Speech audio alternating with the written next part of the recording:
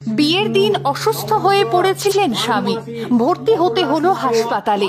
কিন্তু যেখানে ভালোবাসার এত জোর, সেখানে বিয়ে আটকে রাখা কারই বা সাধ্যি?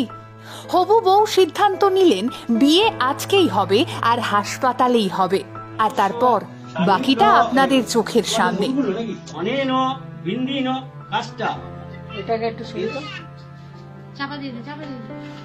চারদিকে যখন সানাই বাজছিল, সবাই মেতে উঠেছিল বিয়ের আনন্দে। হবু বউ সেজে গুজে অপেক্ষা করছিল তার স্বামীর জন্যে। ঠিক তখনই ঘটে এই বিপত্তি। কিন্তু ওই যে ভালোবাসাকে আটকে রাখে কার সাধ্যি? হাসপাতালেই পুরোহিত মন্ত্র পড়লেন। বিয়ের যাবতীয় নিয়ম কানুন হলো হাসপাতালেই, মন্ত্র উচ্চারণ থেকে সিঁদুর দান সবটাই।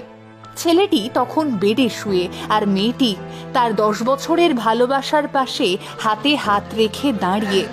পুরোহিত মশাই যখন সিঁদুর তুলে দিচ্ছেন অসুস্থ স্বামীর হাতে, স্ত্রীর চোখ তখন ছলছল করছে, যেন একরাশ আবেগ ঘিরে ধরেছিল তাকে।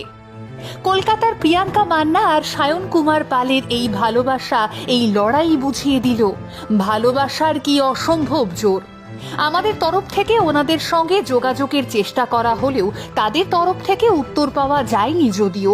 কিন্তু বন্ধুবান্ধব পরিচিত সূত্রে যা জানা যায়, বিয়ের দিন উপোস করার অভ্যেস না থাকায় কোনোভাবে সায়নের শরীর খারাপ হয়ে যায়।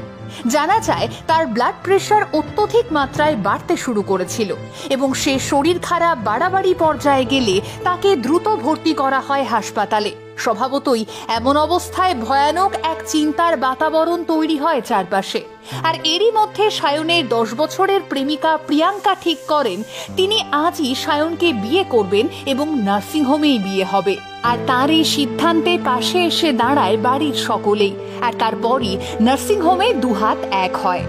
প্রিয়াঙ্কা তার পোস্টে লেখেন, 10 বছরের ভালোবাসার পূর্ণতা নার্সিংহোমেই নয় হলো। এই সময় যারা আমাকে বুঝেছিল, আমার পাশে ছিল এবং আমায় স্ট্রং থাকতে সাহায্য করেছিল, তাদের ধন্যবাদ বলে ছোট করব না। অবশ্যই ধন্যবাদ রুবি হাসপাতাল।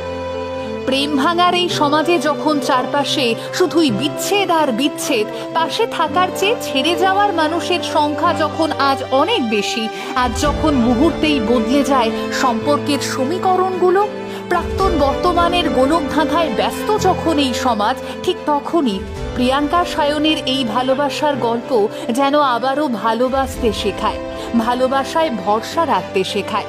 প্রিয়াঙ্কা আর সায়নকে আমাদের তরফ থেকে অনেক শুভেচ্ছা।